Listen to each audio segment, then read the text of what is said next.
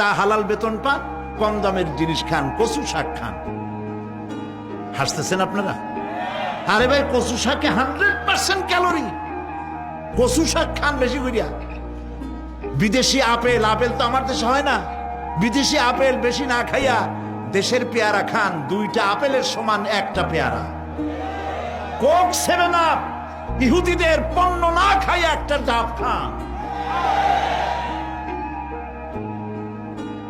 আর বড় সাইজের পাঙ্গাস না খাইয়া জেলা, পুটি, মলা, ডলা, কাসকি এগুলো খান।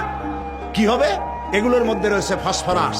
খাইলে পরে চোখের দৃষ্টি বাড়তে থাকবে, হার্ট অ্যাটাক করবে না, স্বাস্থ্য ভালো হবে। স্বাস্থ্য ভালো হওয়ার অর্থ পেটটা বিশাল আকারে হওয়া না, পেটটা ছোট হওয়া, সিনাটা চওড়া হওয়া, এইটার নাম স্বাস্থ্য ভালো।